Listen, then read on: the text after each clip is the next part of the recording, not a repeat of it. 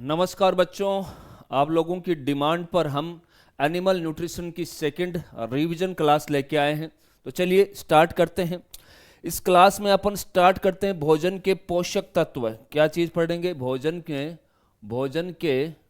भोजन के पोषक तत्व पढ़ेंगे। तो सबसे पहले तो अपन देखते हैं कि भोजन के पोषक तत्व कौन कौन से होते हैं। जल होता है, जल को अपन ऑलरेडी पढ़ चुके हैं। जल होता है, कार्बोहाइड्रेट होती है, प्रोटीन होती है, वसा होती है, विटामिन होती है और खनिज लवण होता है।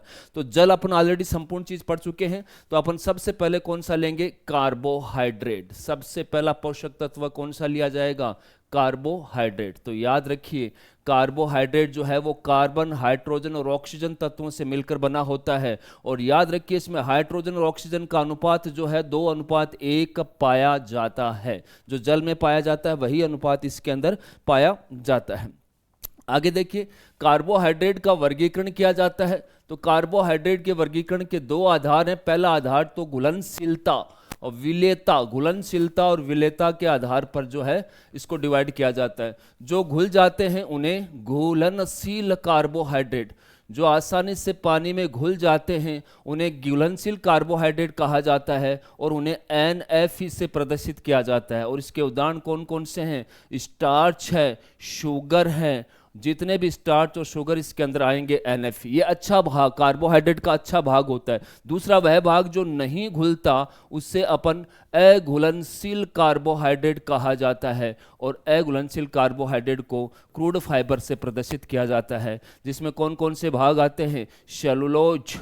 सेलुलोज, हेमिसेलुलोज और लिग्निन। हेमिसेलुलोज और लिग्निन वाला भाग जो है वो अघुलनशील कार्बोहाइड्रेट में आता है। तो पहला वर्गीकरण है विलेयता के आधार पर। चलते हैं आगे की तरफ।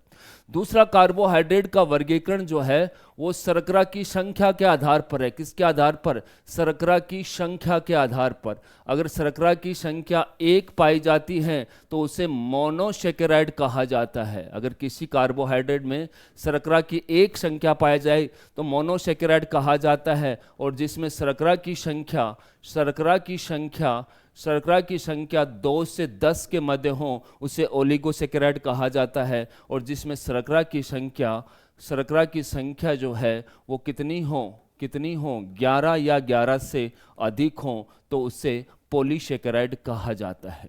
ठीक है। अगला देखिए, जल अपघटन किसका होता है? तो याद रखिए, जल अपघटन जो है वो बड़े अणु का होता है, तो इसका जल अपघटन नहीं होगा। इस शर्करा का जल अपघटन होगा और पॉलीसेकेराइड का भी जल अपघटन होता है। फिर आता है ऑक्सीकरण। तो याद रखिए, ऑक्सीकरण जो है वो हमेशा सबसे छोटे अणु का होता है। तो सबसे छोटा अणु कौन सा है? मोनोसेकेराइड, इसका ऑक्सीकरण होगा। ये बड़ा अणु है, इसका ऑक्सीकरण नहीं होगा। ये भी बड़ा अणु है, इसका ऑक्सीकरण नहीं होगा।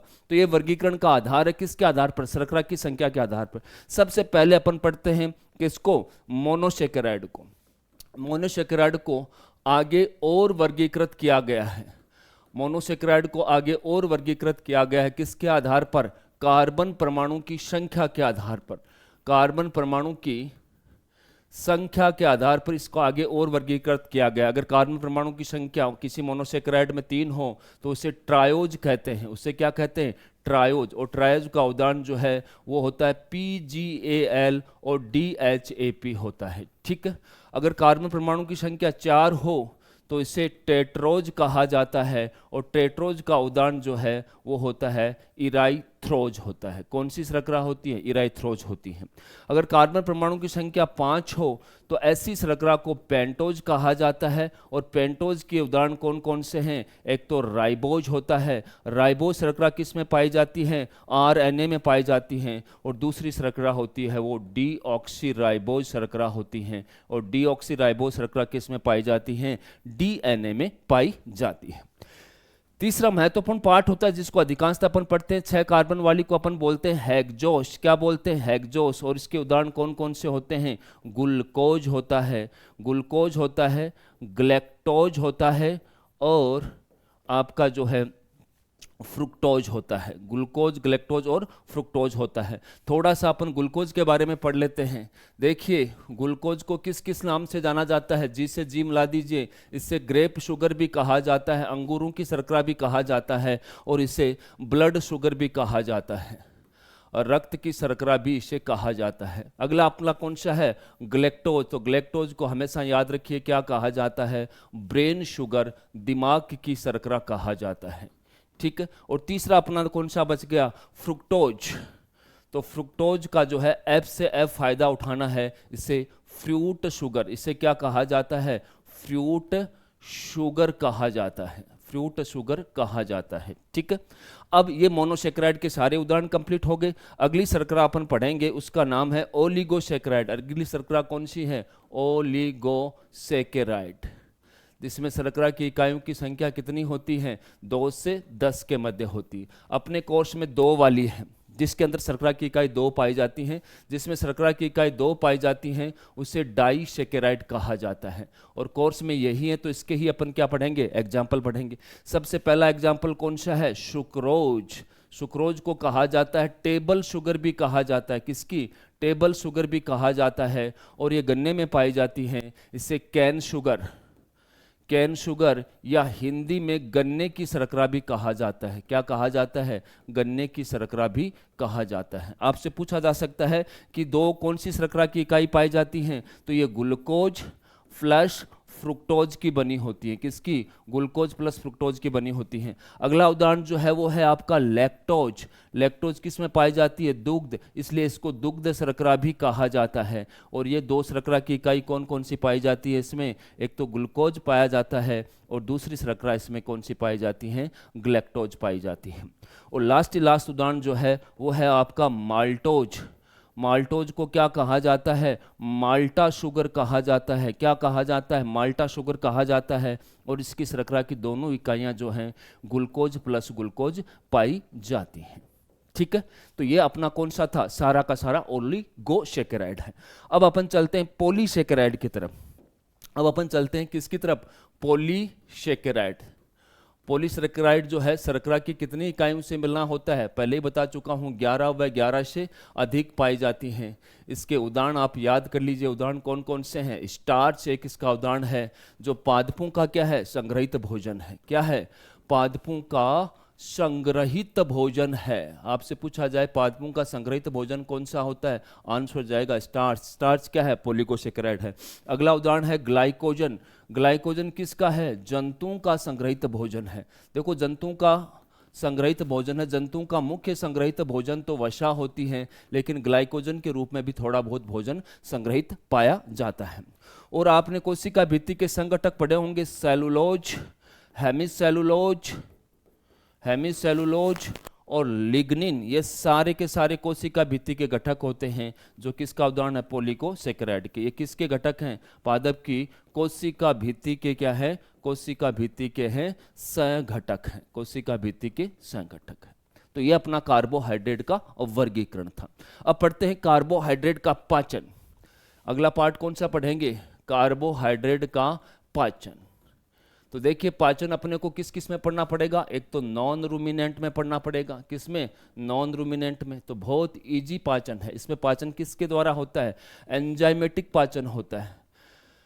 एंजाइमेटिक पाचन का मतलब होता है कि पाचन जो है वो एंजाइम के माध्यम से होता है। तो क्या होता है कि कार्बोहाइड्रेट जो है वो बहुत सारे एंजाइम होते हैं, जिनको अपन फिजियोलॉजी में पढ़ेंगे। और फाइनल प्रोडक्ट इसका अंतिम उत्पाद क्या बनता है, ग्लूकोज बनता है। अंतिम उत्पाद क्या बनता है, ग्लूकोज। तो ग्लूकोज को क्या बोलते हैं, अंतिम उत्पाद। अंतिम उत्पाद किसका, कार्बोहाइड्रेट पाचन का।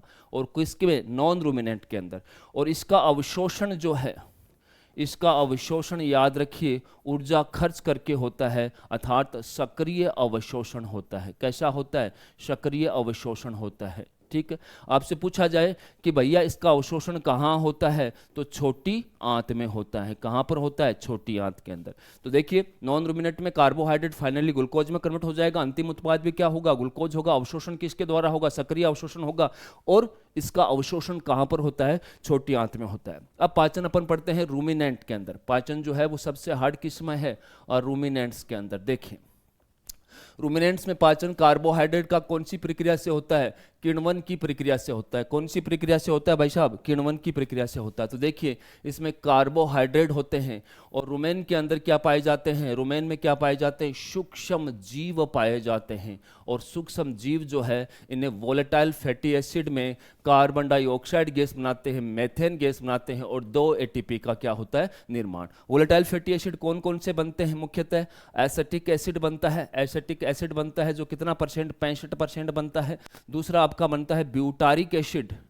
दूसरा कौन सा बनता है? ब्यूटारिक एसिड जो कितना प्रतिशत बनता है? 9% बनता है। और तीसरा आपका कौन सा बनता है? प्रोपियोनिक एसिड बनता है और वो कितना परसेंट बनता है? 20% बचता है। और 6% के अंदर अदर्श और भी एसिड बनते हैं जो अदर्श सारे के सारे आ जाते हैं।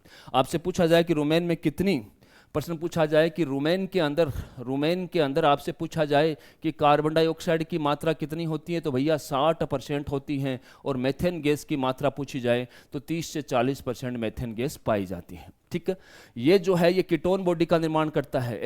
एसिटोएसिटिक एसिड जो है वो कीटोन बॉडी कौन सी बनाता है? ट्रिपल ए बनाता है। ट्रिपल ए का नाम क्या है? एसिटिक एसिड कीटोन बॉडी का निर्माण करता है। और जो कीटोन बॉडी का निर्माण करते हैं उनको अपन क्या कहा जाता है? कीटोजेनिक कहा जाता है।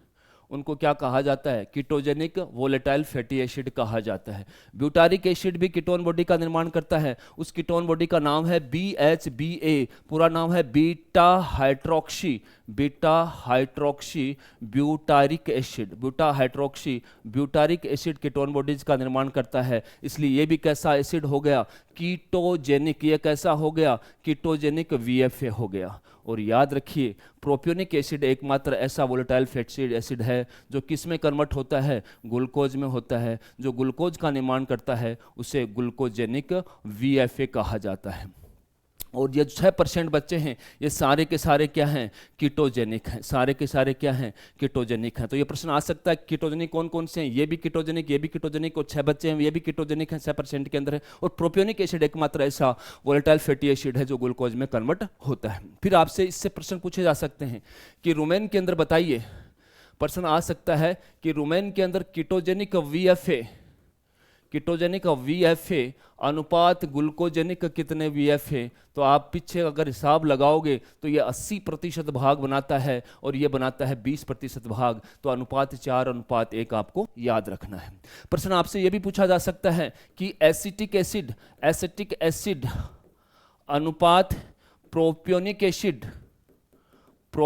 एसिड की मात्रा का अनुपात बताइए। और ब्यूटारिक एसिड रुमेन के अंदर जो है किसकी?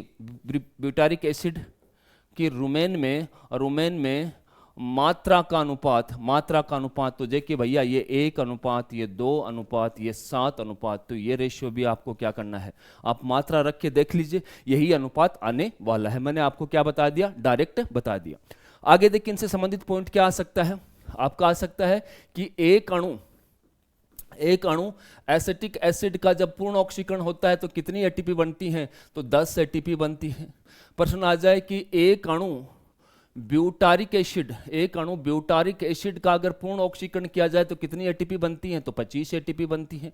और क्वेश्चन आ जाए कि एक अणु प्रोपियोनिक एसिड का पूर्ण ऑक्सीकरण किया जाए तो कितनी एटीपी बनती हैं? तो 17 एटीपी बनती हैं। तो ये पॉइंट भी आपको साथ साथ क्या करना है? याद रखना है। ठीक है, तो रुमिनेंट्स के अंदर आपसे पूछा जाए कि रुमिनेंट्स के अंदर जो है कार्बोहाइड्रेट पाचन का भाई साहब अंतिम उत्पाद बताइए। क्या बताइए? अंतिम उत्पाद बताइए। तो अंतिम उत्पाद क्या बना? VFA वोलेटाइल फैटी एसिड बने। क्या बने? VFA। और इनका पूछा जाए अवशोषण कहाँ होता है? तो ये अवशोषण रुमेन आमाशय में ही हो जाता है। रुमेन, रेटिकुलम और ओमेजम में हो जाता है। ठीक है, ओमेजम में हो जाता है। और पूछा जाए कि अवशोषण ऊर्जा खर्च करके होता है या सक्रिय है या निष्क्रिय? तो ये सरल विसरण से होता है। किस प्रक्रिया से होता है? सरल विसरण प्रक्रिया से होता है। और जो भी काम सरल विसरण प्रक्रिया से होता है उसे निष्क्रिय अवशोषण कहा जाता है। इसमें कोई ऊर्जा का खर्चा नहीं होता, अर्थात अपनी उच्च सांद्रता से निम्न सांद्रता की ओर चले जाते हैं। तो ये आपका जो था वो क्या था? कार्बोहाइड्रेट का पाचन था किसमें, रूमिनेंट और नॉन रूमिनेंट के अंदर। आपसे पूछा जाए कि अनाज के अंदर कार्बोहाइड्रेट की प्रतिशत मात्रा कितनी होती है, तो 60 से 70% होती है। कार्बोहाइड्रेट परसेंटेज आपसे पूछ लिया जाए। आपसे पूछा जाए भैया सूखा चारा में कार्बोहाइड्रेट की प्रतिशत मात्रा बताओ, तो 50% होती है। आपसे पूछा जाए कि हरा चारा में मात्रा बताओ, तो 5 से 20% होती है। आपको पूछा जाए फलों के अंदर कार्बोहाइड्रेट की मात्रा कितनी होती है, तो 25% आपका क्या जाएगा, आंसर जाएगा। क्या जाएगा, आंसर जाएगा। तो पाचन अवशोषण अपन सबने पढ़ लिया, अंतिम उत्पाद ही पढ़ लिया, और कार्बोहाइड्रेट का लास्ट में आता है कार्य। तो आपको पता है भैया ऊर्जा तुरंत देता है, ऊर्जा प्रदान करता है, शरीर के अंदर ऊर्जा प्रदान करेगा। तो तापमान का क्या करता है, नियमन करता है। तापमान का क्या करता है, नियमन करता है। और भी बहुत सारे कार्य हैं, अपने को मुख्यतः 2 ही कार्य रिवीजन में देखने हैं। तो ये आपका कार्बोहाइड्रेट पार्ट कंप्लीट हो गया। भोजन का दूसरा पोषक तत्व है वो है फैट, वसा। तो देखिए वसा भी किसका बना होता है, कार्बन। वसा भी किसका बना होता है, कार्बन, हाइड्रोजन और ऑक्सीजन का बना होता है। हाइड्रोजन और ऑक्सीजन का अनुपात 2:1 नहीं होता, क्योंकि वसा में ऑक्सीजन की मात्रा कम पाई जाती है, कि मात्रा कम पाई जाती है। ये आपको याद रखना है, कम पाई जाती है। ठीक है, वसा में ऑक्सीजन की मात्रा कम पाई जाती है। आपसे पूछा जाए कि वसा किससे बनी होती है, तो वसा 2 चीज़ों से मिलकर बनी होती है। एक तो वसीय अम्ल होता है, और दूसरा इसके अंदर क्या पाया जाता है, ग्लिसरॉल पाया जाता है। तो ये इन दोनों चीज़ों की बनी होती है। आगे क्या करना है, अपने वसीय अम्लों का अपने को क्या करना है, वर्गीकरण पढ़ना है। और वसीय अम्लों का वर्गीकरण पढ़ते हैं तो वसीय अम्ल 2 प्रकार के होते हैं। कितने प्रकार के होते हैं, 2 प्रकार के। एक प्रकार होता है संतृप्त वसीय अम्ल। संतृप्त वसीय अम्ल जो होते हैं इसमें सिर्फ एकल बॉन्ड, सिंगल बंध पाया जाता है, एकल बंध पाया जाता है। इसकी रासायनिक सूत्र देखोगे तो इसमें आपको एकल बॉन्ड मिलेंगे, और इसके उदाहरण जो है वो है आपके पाल्मिटिक एसिड और स्टीरिक एसिड होते हैं। कौन कौन से उदाहरण होते हैं, पाल्मिटिक एसिड और स्टीरिक एसिड होते हैं। दूसरे असंतृप्त वसीय अम्ल होते हैं। दूसरे कौन से होते हैं, असंतृप्त वसीय अम्ल होते हैं। असंतृप्त वसीय अम्ल के अंदर कम से कम एक डबल बॉन्ड हो, एक या एक से अधिक क्या हो, द्विबंध हो। कम से कम एक या एक से अधिक क्या हो, डबल बॉन्ड पाए जाते हैं, डबल बॉन्ड पाए जाते हैं। जबकि सैचुरेटेड के अंदर कोई डबल बॉन्ड नहीं पाया जाता है। इसका उदाहरण अपन देखें तो ओलिक एसिड आता है, लिनोलिक एसिड आता है, लिनोलिनिक एसिड आता है, और अरेचिडोनिक एसिड आता है। ठीक है, तो ये वसीय अम्लों का क्या है, वर्गीकरण है। ठीक है, आपको समझ में आ गया होगा। और एक के अंदर मात्रा याद रखनी है। आपसे पूछा जाए कि जितनी भी ऑयल केक्स हैं उसमें वसा की मात्रा कितनी पाई जाती है, वसा की प्रतिशत मात्रा आपसे पूछा जा सकता है, 0.5 से 0.7% पाई जाती है। ठीक है साहब, तो ये वसीय अम्लों का वर्गीकरण आपको समझ में आ गया। आगे चलते हैं, वसा का पाचन। तो वसा का पाचन जो है वो रूमिनेंट और नॉन रूमिनेंट में एक जैसा ही होता है। चाहे रूमिनेंट ले लो, चाहे नॉन रूमिनेंट ले लो, दोनों के अंदर वसा जो है उसका अंतिम उत्पाद जो है वो क्या बनता है, वसीय अम्ल बनता है। अंतिम उत्पाद क्या होता है, वसीय अम्ल होता है। अंतिम उत्पाद क्या होता है, वसीय अम्ल होता है। और वसीय अम्ल का अवशोषण आपसे पूछा जाए तो भाई साहब अवशोषण कहाँ पर होता है, तो छोटी आंत के अंदर जो है अवशोषण होता है।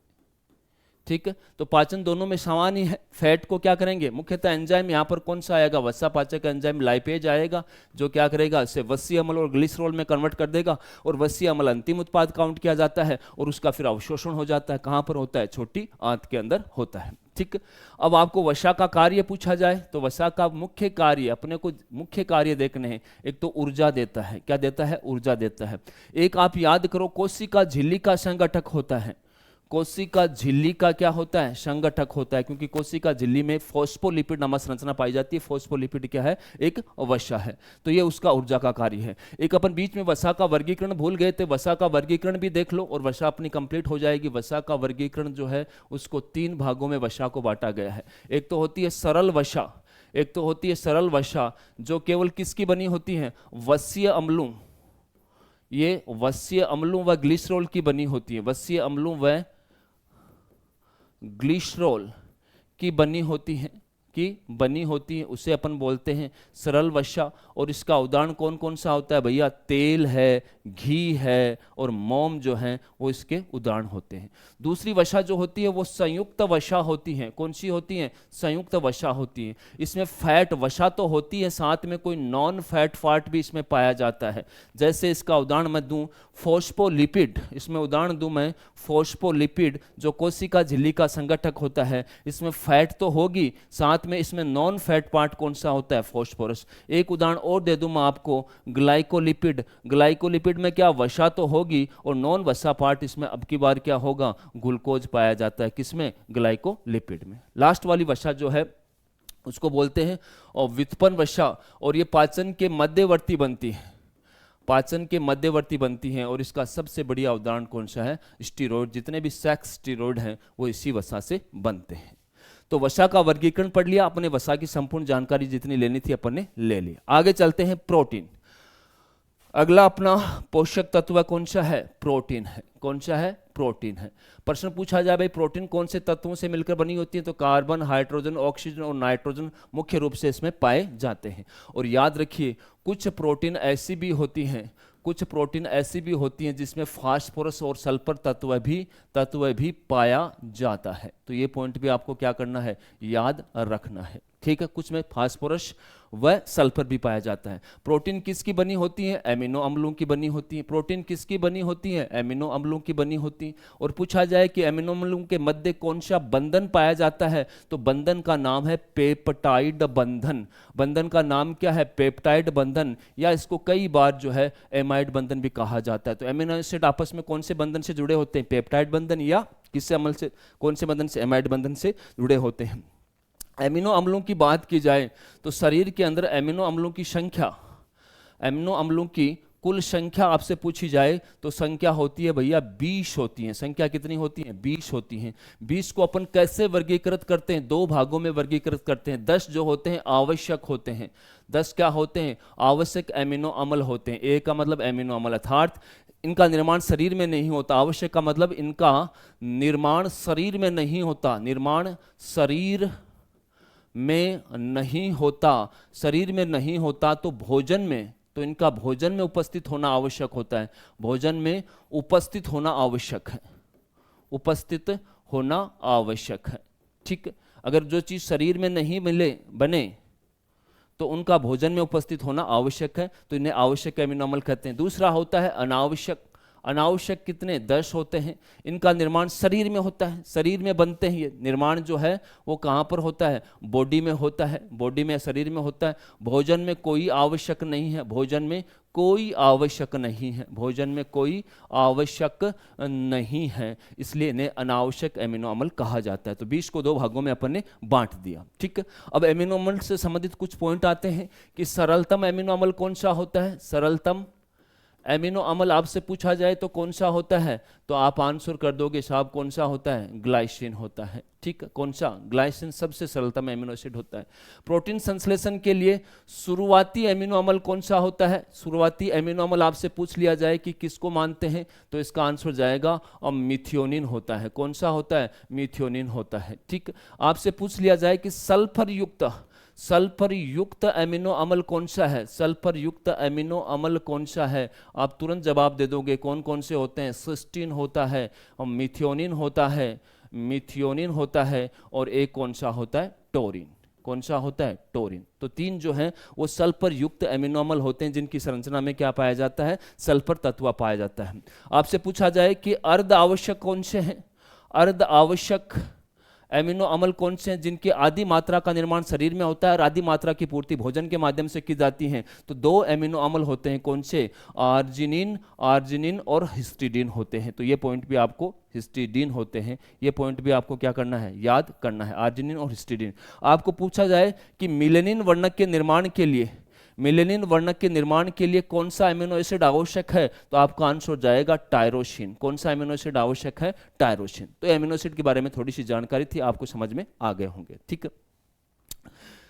अब आगे चलते हैं, अपन प्रोटीन का वर्गीकरण देखते हैं। प्रोटीन का वर्गीकरण देखते हैं। प्रोटीन का देखते हैं वर्गीकरण। तो प्रोटीन को 3 भागों में बांटा गया है। पहली प्रोटीन होती है वो सरल प्रोटीन होती है। सरल प्रोटीन जो सिर्फ एमिनो अम्लों की बनी हो। सरल प्रोटीन का मतलब सिर्फ एमिनो अम्लों की बनी हो। किसकी बनी हो? एमिनो अम्लों की बनी हो। एमिनो अम्लों की बनी हो। उदाहरण के लिए कोई भी प्रोटीन का उदाहरण रख सकते हो, जैसे एक्टिन और मायोसिन। मैंने मांसपेशियों की प्रोटीन का उदाहरण लिख दिया आपके सामने। दूसरी प्रोटीन कौन सी है? संयुक्त प्रोटीन होती है। जैसे संयुक्त वसा थी वैसे ही आपकी संयुक्त प्रोटीन होती है। इसमें प्रोटीन भी होता है, प्रोटीन भी होता है, और प्रोटीन के साथ में कोई नॉन प्रोटीन भाग भी होता है। क्या होता है? नॉन प्रोटीन भाग भी होता है। उदाहरण के तौर पर मैं आपको उदाहरण दे दूं, ग्लाइकोप्रोटीन। कौन सी? ग्लाइकोप्रोटीन। ग्लाइकोप्रोटीन। तो देखिए इसमें प्रोटीन तो होगा, इसमें प्रोटीन तो होगा, लेकिन नॉन प्रोटीन भाग अभी इसमें कौन सा पाया जाता है? ग्लूकोज पाया जाता है। कौन सा पाया जाता है? ग्लूकोज पाया जाता है। फोस्फोप्रोटीन, एक नाम सुना होगा आपने, फोस्फोप्रोटीन, ये भी इसी का उदाहरण है। इसमें प्रोटीन तो होगा लेकिन नॉन प्रोटीन भाग इसमें कौन सा पाया जाता है? पी मतलब फास्फोरस पाया जाता है। तो ये सारे के सारे संयुक्त प्रोटीन है। तीसरी प्रोटीन का प्रकार जो होता है, जैसे वसा में था, और व्युत्पन्न प्रोटीन। कौन सी होती है? और व्युत्पन्न प्रोटीन। और ये किसी भी प्रोटीन का जब आप पाचन करोगे तो मध्यवर्ती उत्पाद के रूप में बनते हैं। उदाहरण के लिए डाईपेप्टाइड। डाईपेप्टाइड इसका उदाहरण है। इसके अंदर पेप्टॉन्स आते हैं, पेप्टॉन्स। और प्रोटियोजेज। प्रोटियोजेज भी जो है किस प्रकार की प्रोटीन है? एक प्रकार की और व्युत्पन्न प्रोटीन है। तो ये प्रोटीन का क्या है? वर्गीकरण है। शायद आपको समझ में आ गया होगा। ठीक है, अब आगे की तरफ चलते हैं। प्रोटीन का पाचन देखते हैं। प्रोटीन का पाचन देखते हैं। तो देखिए भैया, पहले सबसे पहले तो अपन देखते हैं नॉन रूमिनेंट में प्रोटीन का पाचन कैसे होता है। किस में देखते हैं? नॉन रूमिनेंट में। बहुत आसान है। प्रोटीन लो, प्रोटीन लो, उस पर बहुत सारे एंजाइम डालो, एंजाइम डालो, फाइनल प्रोडक्ट क्या बनेगा? एमिनो एसिड बनता है। तो एमिनो एसिड क्या है? अंतिम उत्पाद है। क्या है? अंतिम उत्पाद है। क्या है? अंतिम उत्पाद है। इसका अवशोषण कहाँ होता है? ग्रहणी, ग्रहणी व जेजूनम। जेजूनम ये क्या होते हैं? छोटी आंत के भाग होते हैं। किसके भाग होते हैं? छोटी आंत के अंदर। तो नॉन रूमिनेंट के अंदर प्रोटीन का पाचन होगा, एमिनो एसिड बनेंगे, एमिनो एसिड को अंतिम उत्पाद बोलते हैं। अवशोषण कहाँ होगा? अवशोषण कहाँ होगा? तो अवशोषण याद रखिए कहाँ पर होगा? ग्रहणी और जेजूनम में होता है। अब प्रोटीन का पाचन हार्ड किस में है? और रूमिनेंट में है। ये तो अपन ने किस में पढ़ा है? नॉन रूमिनेंट में। अब अपन पढ़ते हैं रूमिनेंट में।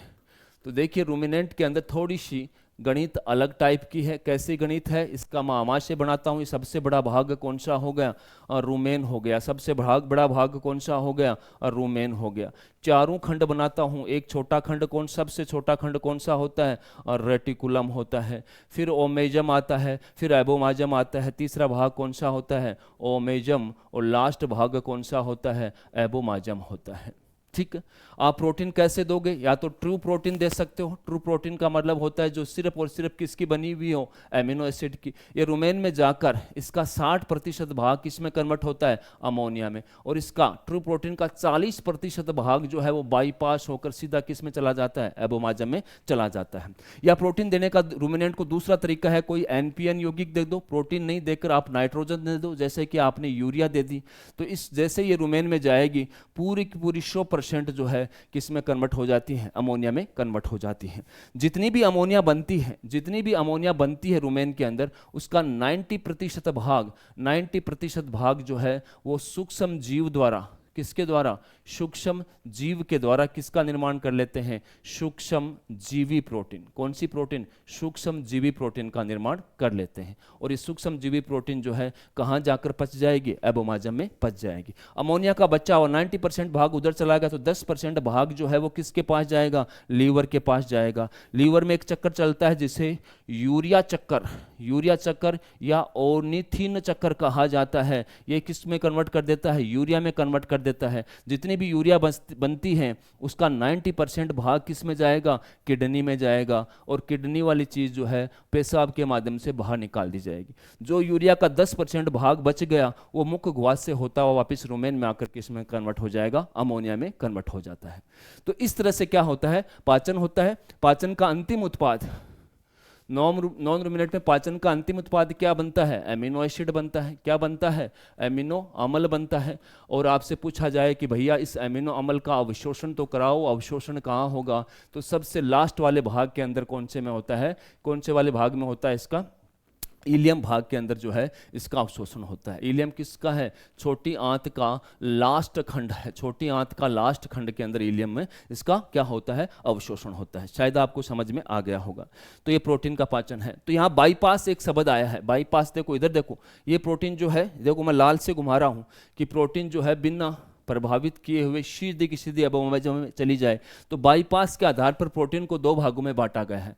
बाईपास के आधार पर प्रोटीन का वर्गीकरण करते हैं। तो इसको दो भागों में बांटते हैं। एक तो लो बाईपास प्रोटीन, लो बाईपास प्रोटीन मतलब प्रोटीन की कम मात्रा यानी कि 10 से 20% प्रोटीन ही क्या होती है? बाईपास होती हैं, बाईपास होती हैं, ठीक है। और एक होती है हाई बाईपास प्रोटीन। क्या होती है? हाई बाईपास प्रोटीन होती हैं, जिसका कितना प्रतिशत भाग बाईपास होता है? 60 से लेकर 80% भाग जो है बाईपास होता है। इसका उदाहरण आपसे पूछा जाए तो दूध में पाई जाने वाली कैसिन प्रोटीन सिर्फ 10% भाग बाईपास होता है। यूरिया याद करो, नाइट्रोजन के स्रोत में दिया था, 0% बाईपास होती है। इधर आ जाइए, इधर आ जाइए, मक्का की जो प्रोटीन होती है वो 60% बाईपास होती है। फीडर मील यानी कि पंखों को अगर खाने की तरह काम में लिया जाए तो इसका 70% भाग बाईपास होता है। और ब्लड को अगर आपने खाने के ब्लड का चूर्ण काम में लिया तो 80% बाईपास होता है। तो बाईपास के आधार पर भी प्रोटीन को अपन ने दो भागों में विभाजित कर दिया है। अब लास्ट में प्रोटीन का कार्य बनता है। तो कार्य क्या बनता है? शरीर का संरचनात्मक घटक होता है। क्या होता है? संरचनात्मक घटक होता है। बस यही याद रखना है कि शरीर को बना के रखता है। एक याद करो, एंटीबॉडीज का निर्माण भी जो है क्या करती है? प्रोटीन करती हैं। दूध के में पाई जाती हैं तो दूध का निर्माण करती हैं, अंडे में पाई जाती हैं तो अंडे का निर्माण करती हैं। अगला पोषक तत्व जो है वो है अपना विटामिन। अगला पोषक तत्व कौन सा है भैया? विटामिन है। विटामिन को नामकरण सबसे पहले किसने दिया था? फंक नाम का वैज्ञानिक था। सर्वप्रथम खोजी गई विटामिन कौन सी थी? सर्वप्रथम खोजी गई विटामिन कौन सी थी? तो विटामिन ए आंसर जाएगा। विटामिन कैसा पदार्थ होता है? कार्बनिक पदार्थ होता है। याद रखिए, विटामिन कार्बनिक पदार्थ होता है, इसमें कार्बन पाया जाता है, जल जाती हैं और शरीर में अल्प मात्रा में आवश्यक होती हैं, ठीक है। विटामिन का वर्गीकरण करते हैं किसके आधार पर? घुलनशीलता, विलेयता के आधार पर। घुलनशीलता के आधार पर कुछ विटामिन ऐसी होती हैं जो चर्बी में घुलती हैं, उन्हें वसा विलेय विटामिन कहा जाता है। क्या कहा जाता है? वसा विलेय विटामिन कहा जाता है। और इसका विधान जो है विटामिन ए, डी, ई और के पाया जाता है। दूसरी जो है वो जल में घुलती हैं, उन्हें जल विलेय विटामिन कहा जाता है। उन्हें क्या कहा जाता है? जल विलेय विटामिन कहा जाता है। इसके दो ही उदाहरण आपको याद रखने हैं, एक तो विटामिन बी कॉम्प्लेक्स और दूसरा आपको याद रखना है विटामिन सी, ठीक है। सबसे पहले अपन वसा विलेय विटामिन पढ़ेंगे, उसमें भी विटामिन ए पढ़ेंगे। सबसे पहले कौन सी पढ़ेंगे? Vitamin A. विटामिन ए का रासायनिक नाम क्या होता है? और रेटिनॉल होता है। पूर्वगामी पदार्थ आपसे पूछा जाए तो क्या होता है? बीटा कैरोटीन होता है। आपसे पूछा जाए कि भोजन में विटामिन ए पाई जाती है या बीटा कैरोटीन पाया जाता है, तो भोजन में हमेशा बीटा कैरोटीन पाया जाता है। भोजन में हमेशा क्या पाया जाता है? बीटा कैरोटीन पाया जाता है। और ये बीटा कैरोटीन अवशोषित होकर, क्या होकर? अवशोषित होकर, आंत से अवशोषित होकर लीवर में जाता है और लीवर इस बीटा कैरोटीन को विटामिन ए में कन्वर्ट करता है। तो बीटा कैरोटीन को विटामिन ए में कन्वर्ट करने वाला अंग कौन सा है? लीवर है। आपसे पूछा जाए कि गाय का दूध व घी पीले रंग का क्यों होता है? पीले रंग का क्यों होता है? तो इसका कारण है बीटा कैरोटीन की अधिकता, क्योंकि बीटा कैरोटीन का रंग कैसा होता है? पीला पाया जाता है। तो बीटा कैरोटीन की अधिकता के कारण गाय का दूध व घी पीले रंग का होता है, ठीक। आपसे पूछा जाए कि भैंस का दूध व घी जो है वो सफेद रंग का क्यों होता है? तो इसकी वजह जो है वो अलग है। ये किसकी वजह से होता है? केसिन प्रोटीन की अधिकता के कारण, क्योंकि केसिन प्रोटीन कैसी हैं? सफेद रंग की है, इसकी अधिकता के कारण होती है, ठीक। ठीक है, ये पॉइंट आपको याद रखना है। आपसे पूछा जाए कि विटामिन ए के कार्य, विटामिन ए के आपसे कार्य पूछा जाए तो देखिए शरीर के अंदर रोग प्रतिरोधक क्षमता को बढ़ाता है, अर्थात आपको बीमार कम होने देगा। रोग प्रतिरोधक क्षमता को क्या करता है, बढ़ाता है। दृष्टि में सहायक है, आपको देखने में सहायक है, और आपके शरीर में जितने भी उपकला ऊतक पाए जाते हैं उनकी स्वस्थ वृद्धि के लिए भी आवश्यक है। कमी रोग पूछा जाए आपको, कमी रोग पूछा जाए तो दृष्टि मतलब देखने से संबंधित कमी रोग कौन कौन से हैं। विटामिन ए की कमी हो जाएगी तो आपको रात को दिखना बंद हो जाएगा, जिसे नाइट ब्लाइंडनेस कहा जाता है। नाइट ब्लाइंडनेस या हिंदी में इसे रतौंधी रोग कहा जाता है। ज़्यादा कमी हो गई तो आंख की रेटिना पर क्रिएटिन का जमा हो जाएगा, जिसे जीरोपथैल्मिया कहते हैं, जिसे जीरोपथैल्मिया कहा जाता है। फिर आंख पर पीले पीले स्पॉट बन जाते हैं, जिसे बिटॉर्स आई स्पॉट कहा जाता है। और कई बार जो है ये दृष्टि से संबंधित हैं, कई बार जो है आदमी या जानवर जो है विटामिन ए की कमी से लड़खड़ाने लगता है, जिसे अटेक्सिया कहा जाता है। नर व मादा दोनों में बांझपन आ जाता है, क्योंकि उपकला ऊतक की वृद्धि नहीं होती। नर व मादा में बांझपन के लक्षण आ जाते हैं विटामिन ए की कमी से, ठीक है। ये भी आपको क्या करना है, ध्यान रखना है। आपकी त्वचा जो है विटामिन ए की कमी से क्या हो जाती है, रफ हो जाती है, खुरदरी हो जाती है। त्वचा कैसी हो जाती है, खुरदरी हो जाती है। त्वचा क्या हो जाती है, खुरदरी हो जाती है। ये पॉइंट पे आपको क्या करना है, याद रखना है। पोल्ट्री मुर्गी के अंदर याद रखिए, मुर्गी के अंदर कंडीशन पैदा हो जाती है जिसे न्यूट्रिशनल और रम्प कंडीशन कहा जाता है। तो पोल्ट्री के अंदर न्यूट्रिशनल और रम्प कंडीशन पैदा हो जाती है। ये आपकी है विटामिन ए। आगे चलते हैं, विटामिन डी। दूसरी विटामिन कौन सी है, विटामिन डी। विटामिन डी का रासायनिक नाम पूछा जाए तो कोलेकैल्सिफेरॉल होता है। क्या होता है, कोलेकैल्सिफेरॉल होता है। इसका पूर्वगामी पदार्थ आपको पूछा जाए तो इसका पूर्वगामी पदार्थ जो है वो होता है इर्गास्टेरॉल होता है। आपको पूछा जाए कि इसका निर्माण कहाँ होता है, विटामिन डी का निर्माण त्वचा से होता है, त्वचा में होता है। किससे होता है, सूर्य की पराबैंगनी किरणों से होता है। सूर्य की पराबैंगनी किरणों से जो है इसका निर्माण होता है, यह आपको याद रखना है। विटामिन डी का कार्य देखिए, विटामिन डी जो है वो आंत से पहला काम तो करती है, आंत से कैल्शियम का अवशोषण बढ़ाती हैं। अवशोषण क्या करती हैं, बढ़ाती हैं। दूसरा कार्य इसका देखिए, रक्त में उपस्थित कैल्शियम को हड्डियों में जमा करती हैं, हड्डियों को मजबूत बनाती हैं। रक्त के कैल्शियम को बोन्स में जमा करवाती हैं, बोन्स में जमा करवाती हैं, और जिससे कि हड्डियां मजबूत हो जाती हैं। ये दो मुख्य कार्य हैं। कमी रोग देखिए भैया, विटामिन डी की कमी से होने वाले रोग, कमी रोग। अगर बच्चों के अंदर विटामिन डी की कमी हो जाए तो हड्डियां जो है वो पतली व भंगुर हो जाती हैं। रोग को वे बोलते हैं रिकेट्स बोलते हैं। अगर वयस्क अडल्ट आदमी के अंदर ये कंडीशन पैदा हो जाए तो रोग को क्या बोलते हैं, ऑस्टियोमलेशिया बोलते हैं। क्या बोलते हैं, ऑस्टियोमलेशिया बोलते हैं। और याद रखिए, अगर पोल्ट्री की बात की जाए, पोल्ट्री की बात की जाए तो इसके अंदर चोंच जो है वो कैल्शियम के कम जमाव की वजह से क्या हो जाती है, मुलायम हो जाती है। अंडा जो होता है वो क्या होता है, उसका कवच पतला हो जाता है। क्या हो जाता है, अंडे का कवच पतला हो जाता है, या बिना कवच का अंडा भी हो सकता है। बिना कवच का अंडा भी दे सकता है, बिना कवच का अंडा भी दे सकता है। और एक जो होता है, इसकी जब हड्डियां कमजोर हो जाती हैं तो एक पेंगुइन जैसा मुर्गा जो है पेंगुइन जैसा बैठना शुरू कर देता है, जिसे पेंगुइन जैसा आसन कहा जाता है। पेंगुइन जैसा आसन भी ग्रहण कर लेता है। तो चोंच मुलायम, अंडा का जो कवच है वो क्या हो जाएगा, पतला हो जाएगा। अंडे की हैचेबिलिटी कम हो जाएगी, अंडे से चूजे कम बाहर आएंगे, पेंगुइन जैसा आसन हो जाता है। ये विटामिन डी की कमी से होता है। अगली कौन सी है आपकी, विटामिन ई है। अगली विटामिन कौन सी है, और विटामिन ई है। विटामिन ई का रासायनिक नाम क्या है, टोकोफिरोल है। ठीक है, टोकोफिरोल है। इससे प्राकृतिक एंटीऑक्सीडेंट भी कहा जाता है। प्राकृतिक रूप से आपको जवान बनाए रखने वाली ऑक्सीडेंट भी कहा जाता है। ठीक है, इससे स्टेरिलिटी, बांझ हरने वाली विटामिन भी कहा जाता है, एंटी स्टेरिलिटी विटामिन भी कहा जाता है, तथा फर्टिलिटी को बनाए रखने वाली फर्टिलिटी विटामिन भी कहा जाता है, विटामिन बी इसे कहा जाता है। आप में खूबसूरती लेके आती है, इसलिए इसको ब्यूटी विटामिन भी कहा जाता है। क्या कहा जाता है? ब्यूटी विटामिन भी कहा जाता है। ये इसके महत्वपूर्ण पॉइंट हैं। आगे देखिए, इसके कमी रोग के अंदर देखिए, बछड़े के अंदर जो रोग होता है उसको बोलते हैं न्यूट्रिशनल मायोपैथी कहा जाता है, मायोपैथी कहा जाता है, ठीक है। या दूसरा नाम भी बोल सकते हैं न्यूट्रिशनल मस्कुलार डिस्ट्रोफी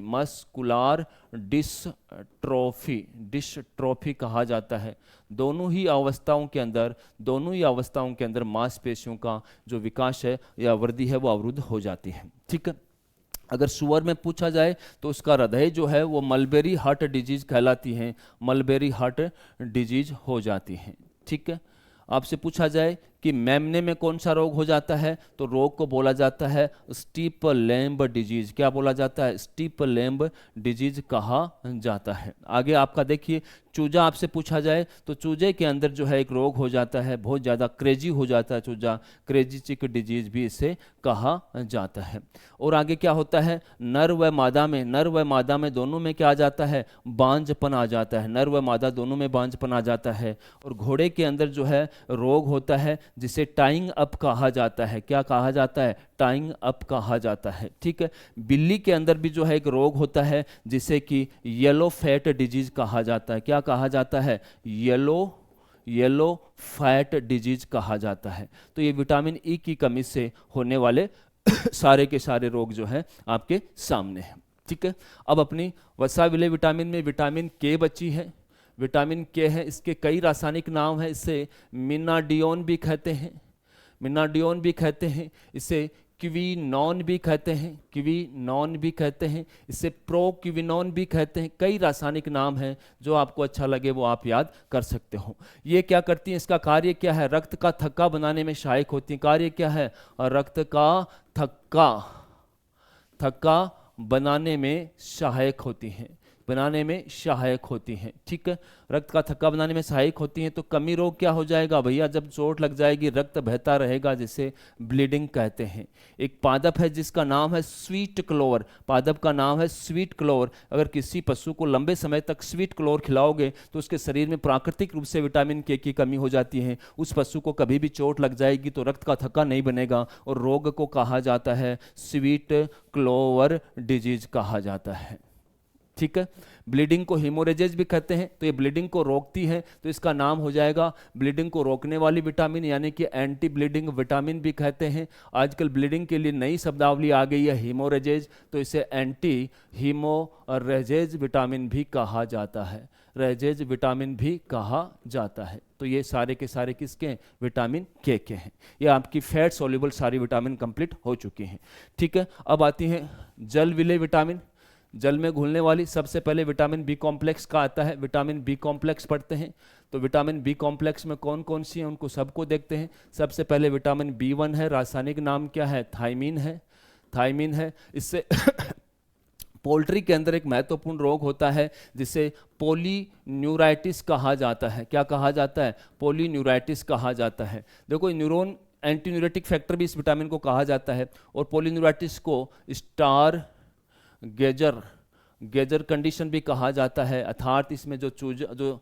मुर्गा होता है वो आसमान की तरफ, तारों की तरफ देखने लगता है, ठीक है। मानव में इसकी कमी से जो रोग हो जाता है उससे बेरी रोग कहा जाता है। क्या कहा जाता है? बेरी। दूसरा विटामिन बी1 में विटामिन बी2 है। विटामिन बी2 का रासायनिक नाम क्या है? राइबोफ्लेविन है। क्या है? राइबोफ्लेविन है। इससे भी पोल्ट्री के अंदर जो रोग होता है, इसके कर्ल्ड टो पैरालाइसिस, क्या कहा जाता है? टो मुड़ जाते हैं, जिसे कर्ल्ड टो पैरालाइसिस रोग कहा जाता है। तथा क्लब्ड डाउन कंडीशन भी पैदा हो जाती है, क्लब्ड डाउन कंडीशन जो है पैदा हो जाती है मुर्गों के अंदर। तो विटामिन B1 और B2 है, ठीक है। अब आती है विटामिन B3।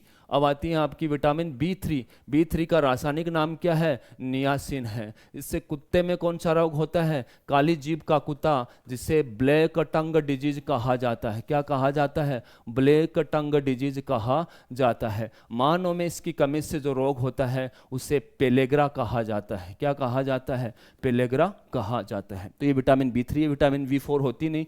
विटामिन B5 पे चलते हैं। विटामिन B5 का रासायनिक नाम है पेंटोथेनिक एसिड। क्या नाम है? पेंटोथेनिक एसिड है। इससे सुअर में जो महत्वपूर्ण रोग होता है उसे कहा जाता है गूज स्टेपिंग डिजीज। क्या कहा जाता है? गूज स्टेपिंग डिजीज कहा जाता है। क्या कहा जाता है? गूज स्टेपिंग डिजीज कहा जाता है। किसमें? सुअर के अंदर, ठीक है। तो ये आपको याद रखने हैं। अगली आती है विटामिन B6। विटामिन B6 जो है, विटामिन B6 जो है वो आरबीसी के निर्माण में सहायक है। आरबीसी, इसका रासायनिक नाम तो क्या है? पायरिडॉक्सिन है। रासायनिक नाम क्या है? पायरिडॉक्सिन। आरबीसी के निर्माण में क्या होती हैं? निर्माण में क्या होती हैं? विटामिन सहायक होती हैं। क्या होती हैं? सहायक होती हैं। तो कमी रोग क्या हो जाएगा भैया? खून की कमी हो जाएगी। उस कमी रोग को बोलते हैं माइक्रोसाइटिक, अर्थात आरबीसी का साइज घट जाता है। Microcytic hypochromic. हाइपोक्रोमिक का मतलब हीमोग्लोबिन की कमी, और लास्ट में एनीमिया सब डाल देंगे तो खून की क्या हो जाती है? कमी हो जाती है, ठीक है। अब अपन विटामिन B7, जिसके कई नाम हैं, जिसे बायोटिन भी बोला जाता है। क्या बोला जाता है? बायोटिन भी बोला जाता है। कई लोग इसे विटामिन H भी बोलते हैं। क्या बोलते हैं? विटामिन H भी बोलते हैं। ये एकमात्र विटामिन है जो अयन के विकास में सहायक है। किसके विकास में सहायक है? अयन के विकास के में सहायक है। मुर्गी में कौन कौन से रोग हो जाते हैं? मुर्गी के अंदर जो है sudden death syndrome, sudden death syndrome हो जाता है। और एक कंडीशन क्या होती है? फैटी लीवर, जिसे बोला जाता है फैटी लीवर किडनी सिंड्रोम हो जाता है। किडनी सिंड्रोम रोग हो जाता है, जिसे शॉर्टकट में लिखा जाता है FLKS रोग हो जाता है, ठीक है। अब कुछ विटामिन है जिनके बी ऐसे कुछ नहीं, नाम ही याद रखने हैं। पहली विटामिन है कोलिन।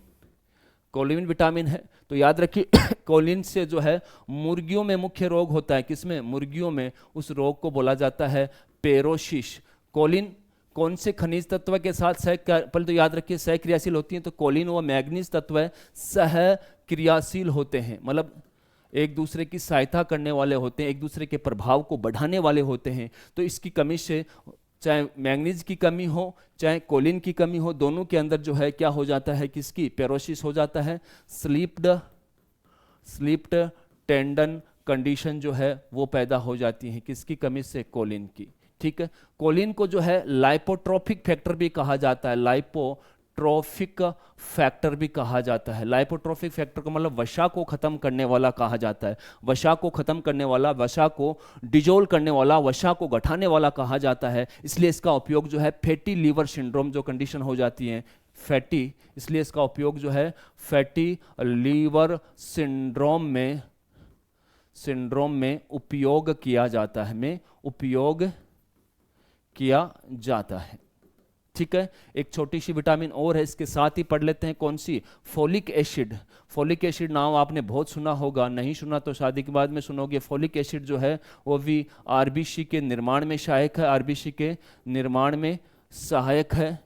आरबीसी के निर्माण में सहायक है। और इसकी अगर कमी हो जाती है तो रोग क्या हो जाएगा? एनीमिया हो जाता है। कौन सा हो जाता है? एनीमिया हो जाता है। और लास्ट विटामिन जो है बी कॉम्प्लेक्स की है, इसे विटामिन B12 कहा जाता है। रासायनिक नाम जो है इसको साइनोकोबैलेमाइन। रासायनिक नाम क्या है इसका? साइनोकोबैलेमाइन कहा जाता है।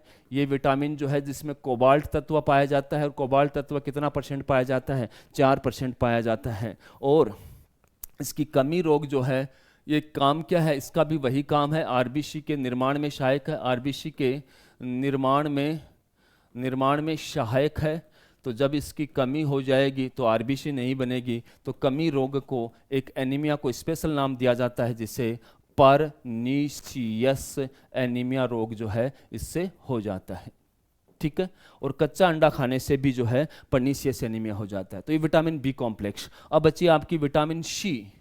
अब देखो विटामिन B12 के लिए कुछ खास पॉइंट और भी हैं जो मैं इधर लिख देता हूं, बैक साइड में आ जाइए। विटामिन B12 को इसे एनिमल प्रोटीन फैक्टर भी कहा जाता है, एनिमल प्रोटीन ऑफ फैक्टर भी कहा जाता है, ये पॉइंट भी आपको याद रखना है। और इसे चिक ग्रोथ फैक्टर भी कहा जाता है, इसके दूसरे नाम है चिक ग्रोथ फैक्टर भी कौन सी विटामिन को कहा जाता है? विटामिन B12 को कहा जाता है, ठीक है। आगे अपनी जो है लास्ट विटामिन बची है, वो कौन सी विटामिन बची है? और विटामिन सी है। विटामिन सी जो है इसका रासायनिक नाम है एस्कॉर्बिक एसिड है। कौन सा एस्कॉर्बिक एसिड है? ये आपकी थकान को कम करती है, तो इसे एंटी स्ट्रेस विटामिन भी कहा जाता है। और ये भी एक विटामिन ई की तरह क्या है? प्राकृतिक एंटीऑक्सीडेंट है, प्राकृतिक एंटीऑक्सीडेंट है, ठीक है। इसके इसलिए जो है इससे एज कम होती है, उम्र कम होती है, तो इसे एंटी एजिंग विटामिन भी कहा जाता है, क्योंकि आपकी एज को कम कर देती है। और वायरस के विरुद्ध भी काम ये करती है, तो इसे एंटी वायरल विटामिन भी कहा जाता है, एंटी वायरल विटामिन। क्योंकि ये कई जगह पर ऐसा भी लिखा हुआ है, वायरस में स्पेशल वायरस का नाम देख के एंटी रेबीज विटामिन भी कहा जाता है। वायरस चाहे कोई सा भी हो, एंटी रेबीज हो चाहे एंटी FMD हो, वो कहा जाता है, ठीक है। तो ये सारे के सारे हैं। कमी रोग जो है सभी लोगों को कुछ याद हो ना हो, विटामिन की सी की कमी से जो रोग होता है उसे स्कर्वी रोग कहा जाता है। और बच्चों के अंदर एक कंडीशन पैदा होती है जिसे पिथेड फ्रॉग कंडीशन कहा जाता है, पिथेड फ्रॉग कंडीशन कहा जाता है, ठीक। तो ये आपकी सारी की सारी क्या है? विटामिन सी के बारे में। तो आपकी विटामिन जो है वो कंप्लीट हो चुकी हैं। अब आपका आता है खनिज लवण। अगला भाग कौन सा पोषक तत्व आता है? खनिज लवण, ठीक है। तो सबसे पहले याद रखिए खनिज लवण का मापन कहाँ से करते हैं? खनिज लवण का मापन याद रखिए किससे किया जाता है? और राख से किया जाता है। भोजन को राख में कन्वर्ट करने के लिए एक भट्टी की जरूरत पड़ती है, उस भट्टी का नाम है मफल फर्नेंस भट्टी है, बफल फर्नेंस भट्टी। तापमान कितना? 600 डिग्री सेंटीग्रेड। कितने घंटे तक भोजन को रखा जाता है? 2 घंटे में किस में कन्वर्ट हो जाता है? राख में कन्वर्ट हो जाता है। ये खनिज लवण कैसे होते हैं? अकार्बनिक पदार्थ होते हैं भैया, इसमें कार्बन नहीं पाया जाता। क्या होते हैं? अकार्बनिक पदार्थ होते हैं। कितने खनिज लवण पाए जाते हैं वो अपन पहले पढ़ चुके हैं कि मात्रा।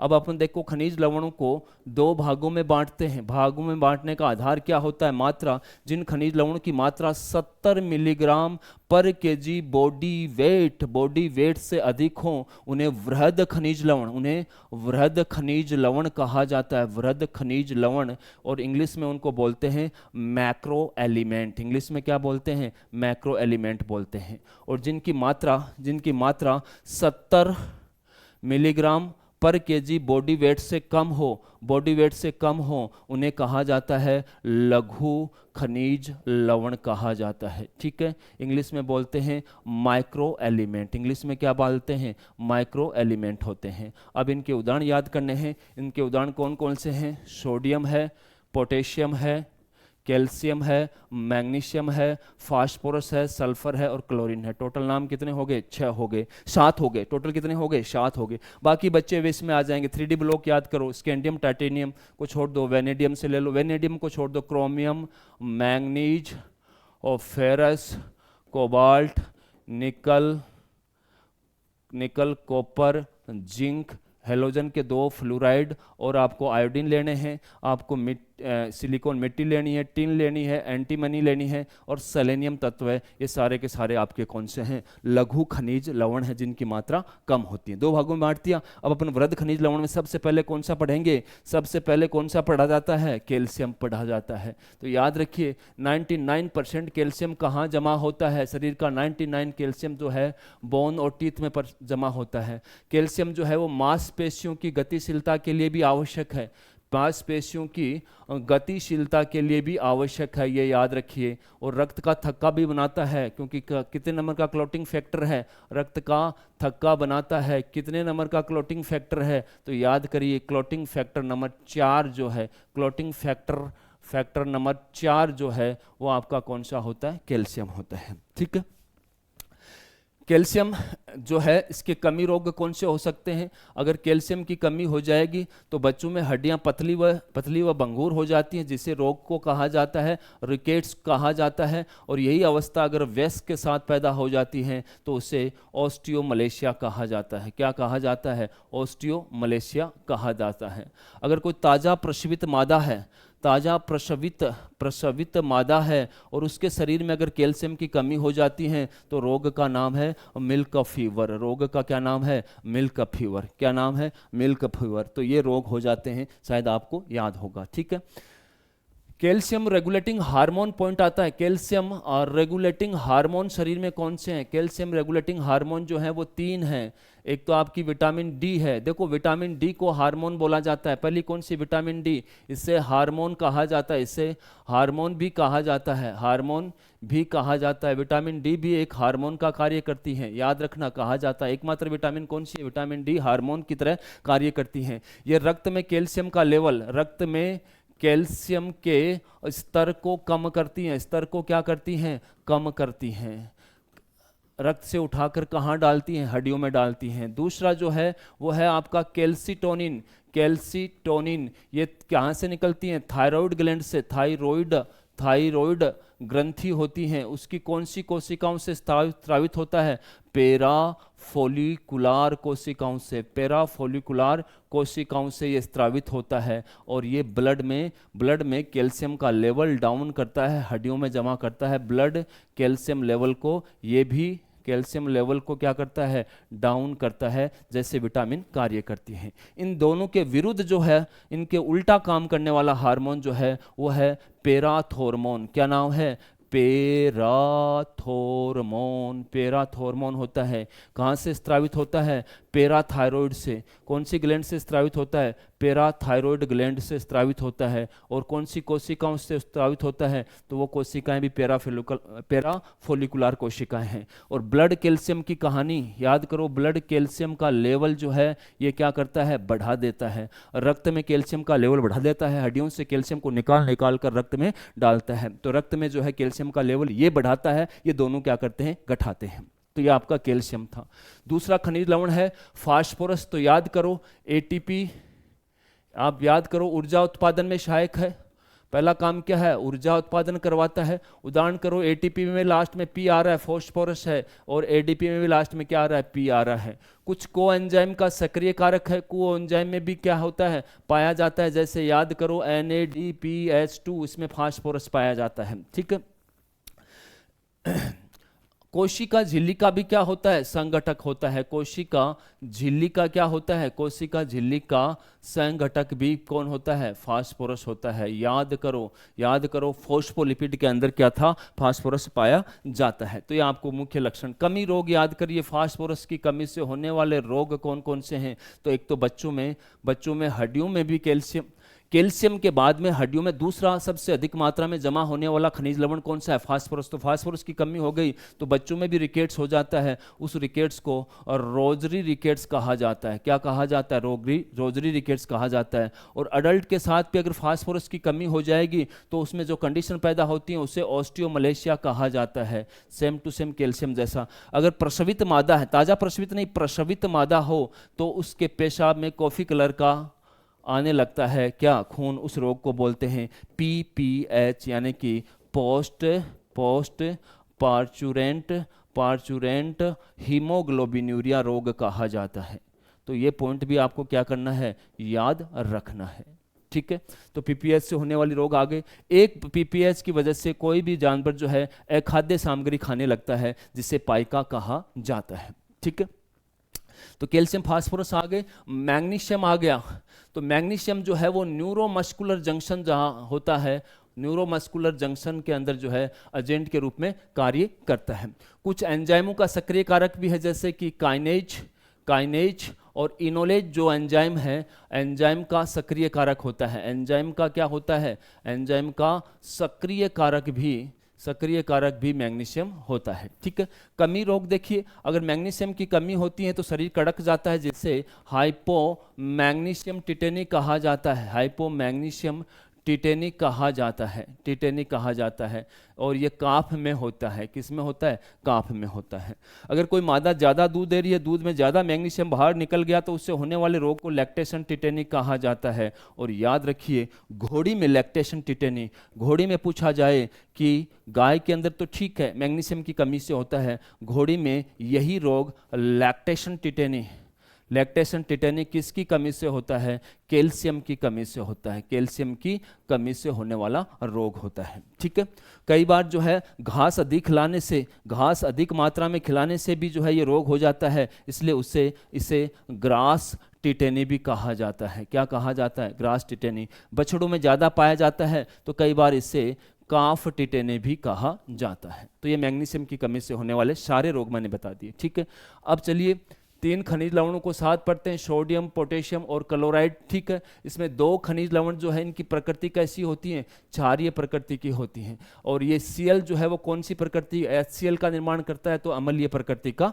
होता है। याद रखिए, एक प्रश्न आपसे पूछा जाता है कि कोशिका के अंदर पाए जाने वाले तरल को बोलते हैं अंतः कोशिकीय तरल। क्या बोलते हैं? अंतः कोशिकीय तरल। और कोशिका के बाहर पाए जाने वाले तरल को बाह्य कोशिकीय तरल कहा जाता है। क्या कहा जाता है? बाह्य कोशिकीय तरल कहा जाता है। तो याद रखिए, बाह्य कोशिकीय तरल में सोडियम प्लस आयन अधिक मात्रा में पाया जाता है और क्लोराइड माइनस आयन अधिक मात्रा में पाया जाता है। और अंतः कोशिकीय तरल में याद रखिए, पोटेशियम धनायन अधिक मात्रा में पाया जाता है और फॉस्फेट -3 ऋणायन जो है वो अधिक मात्रा में पाया जाता है। ये आपको याद रखना है। सोडियम और क्लोराइड शरीर में पानी की मात्रा को बनाए रखते हैं, तो अगर सोडियम, पोटेशियम और क्लोराइड की कमी हो जाएगी तो आप किसके शिकार हो जाओगे? डिहाइड्रेशन के क्या हो जाओगे? शिकार हो जाते हो। किसके शिकार हो जाओगे? डिहाइड्रेशन के शिकार हो जाओगे। तो ये आपको ध्यान रखना है। अब आगे की तरफ चलते हैं, आगे की तरफ चलते हैं। अगला तत्व अपना कौन सा है?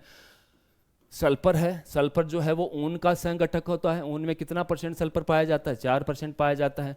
रुमेन में कई सूक्ष्म जीव होते हैं, रुमेन में कई सूक्ष्म जीव होते हैं।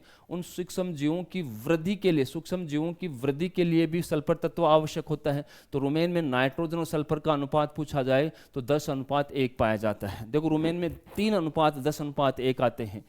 10:1 कौन से आते हैं? एक तो रुमेन के अंदर नाइट्रोजन और सल्फर का अनुपात, एक 10:1 आता है, 10:1 आता है। रुमेन के अंदर पानी व यूरिया का अनुपात, पानी व यूरिया का अनुपात एक 10 और आता है, 10:1। याद रखिए, स्टार्च अनुपात यूरिया भी रुमेन में कितना होता है? 10:1 पाया जाता है। तो सूक्ष्म जीवों की वृद्धि के लिए सहायक होता है।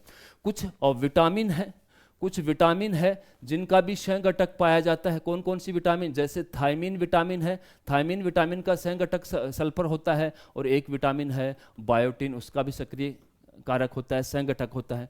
कुछ हार्मोन्स हैं, कुछ हार्मोन्स हैं जिनका संघटक भी सल्फर पाया जाता है। कौन कौन से हार्मोन है भैया? ADH anti diuretic hormone, oxytocin hormone, oxytocin hormone में भी सल्फर पाया जाता है। और एक आपका इंसुलिन हार्मोन। और याद करो, कुछ एमिनो अम्ल भी हैं, कुछ एमिनो अम्ल भी हैं जो याद करो उनमें भी सल्फर तत्व पाया जाता है। कौन कौन सा होता है? सिस्टीन, याद करो, वापिस आज ही पढ़ाया है। सिस्टीन, मिथ्योनिन और टोरिन। सिस्टीन, मिथ्योनिन और टोरिन जो है वो भी क्या है? वो भी क्या है? एमिनो अम्ल है जिनमें सल्फर तत्व पाया जाता है। ठीक है, कमी रोग से क्या हो जाएगा? कमी रोग से क्या हो जाएगा भैया? कमी रोग से एक तो हो जाएगा कि रुमेन में पाचन गड़बड़ा जाता है, क्योंकि सूक्ष्म जीव गड़बड़ा जाएंगे। रुमेन में पाचन गड़बड़ा जाता है। ठीक है, एक ऊन का उत्पादन, ऊन में 4%, ऊन का उत्पादन क्या हो जाता है? कम हो जाता है। ऊन का उत्पादन क्या हो जाता है? कम हो जाता है। तो ये सारे के सारे आपके 6 के 6 मैंने लघु खनिज लवण आपको सारे बता दिए। अब चलते हैं वृहद खनिज लवण में। और वृहद खनिज लवण में सबसे पहला पढ़ते हैं आयरन। तो शरीर में जितना भी आयरन पाया जाता है उसका 60 से 70% भाग जो है वो किस में पाया जाता है? और रक्त में। किस में पाया जाता है? रक्त में। रक्त में कहाँ पाया जाता है? हीमोग्लोबिन के संघटक के रूप में। तो याद करिए, अगर हीमोग्लोबिन को तोड़ते हो, हीमोग्लोबिन के एक अणु को तोड़ते हो तो 4 हीम बनते हैं और एक ग्लोबिन बनता है। ग्लोबिन क्या है? प्रोटीन भाग है। क्या है? प्रोटीन भाग है। और ये कौन सा भाग है? वर्णक भाग है। एक हिम के अंदर एक आयरन का परमाणु पाया जाता है, एक आयरन का परमाणु पाया जाता है। तो एक हीमोग्लोबिन में 4 हिम पाए जाएंगे, तो आयरन के परमाणु भी कितने पाए जाते हैं? 4 आयरन के परमाणु पाए जाते हैं। तो ये पॉइंट आपको याद रखना है।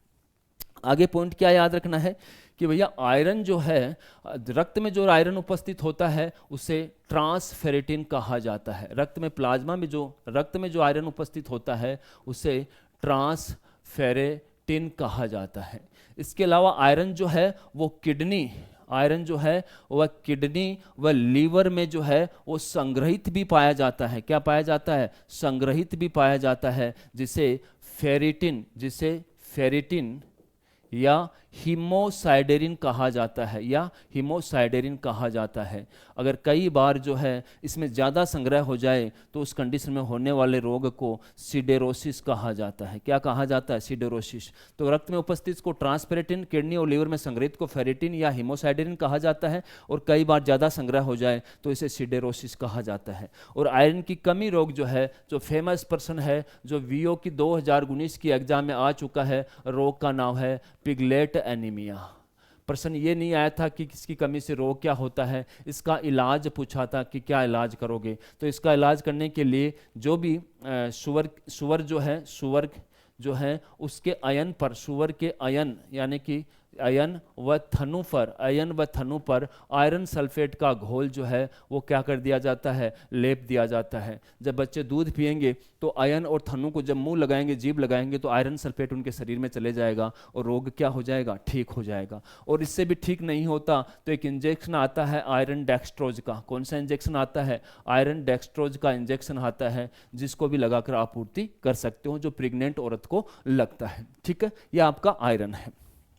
अब चलते हैं कॉपर जो देखिए पहला काम है ऊन को लहरदार गुण प्रदान करता है। क्या करता है? गुण प्रदान करता है। ठीक है, सबसे पहला काम है कि ऊन के अंदर क्रीम्प यानी कि लहरदार गुण जितने भी आएंगे वो किसकी वजह से आते हैं? कॉपर की वजह से आते हैं।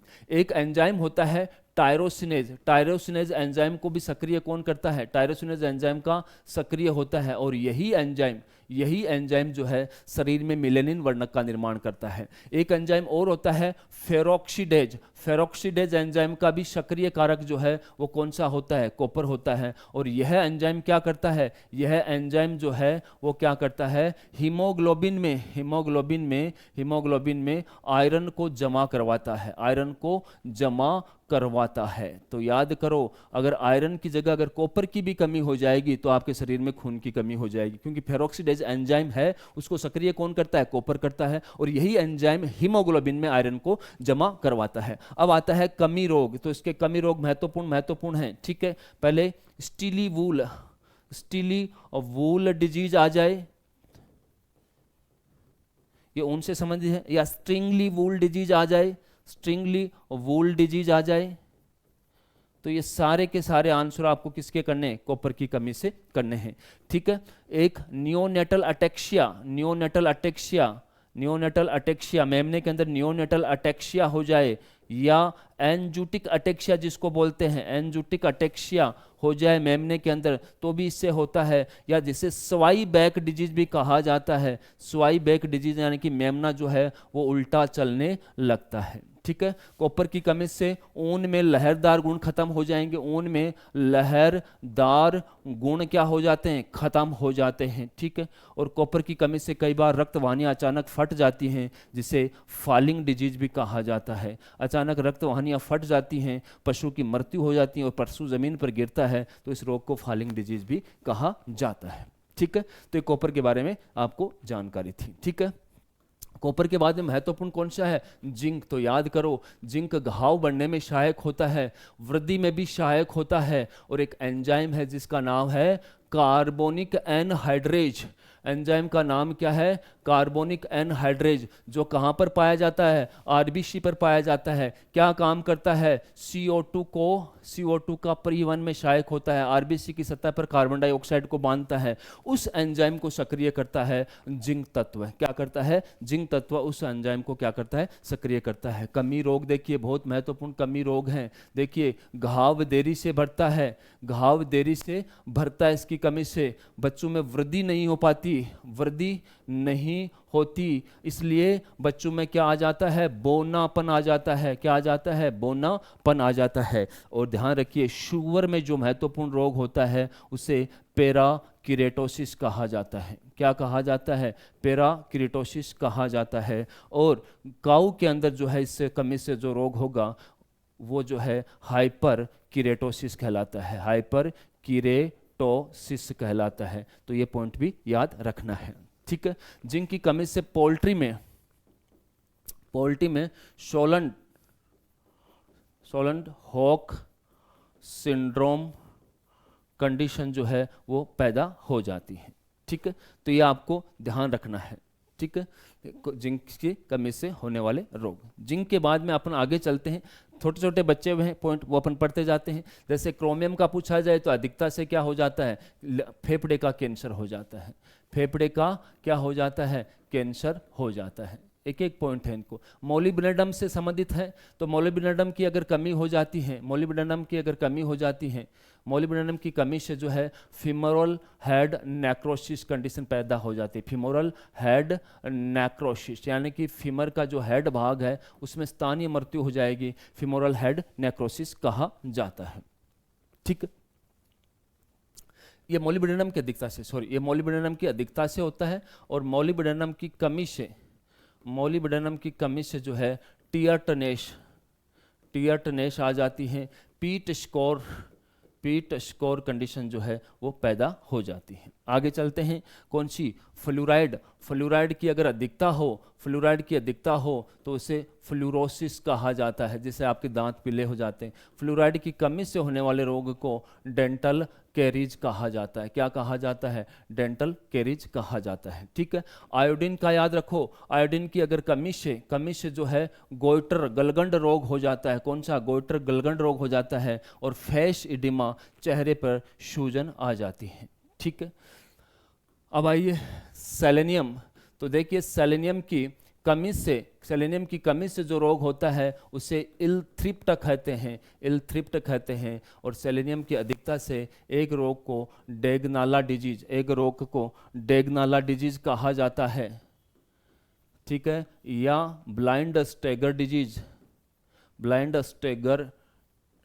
डिजीज भी कहा जाता है।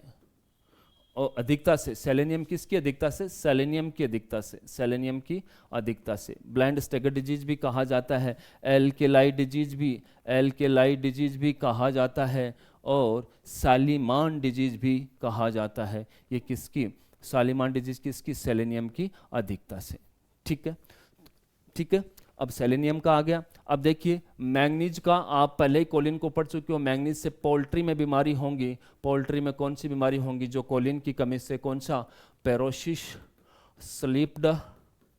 स्लिप्ड टेंडन कंडीशन जो है इसके अंदर पढ़ी जाती है। सिलिकॉन का अपने को पढ़ना नहीं है, फ्लोराइड का पढ़ लिया अपन ने, आयोडीन का पढ़ लिया। तो लगभग जितने भी खनिज लवण थे वो सारे के सारे अपन ने डिस्कशन कर लिया।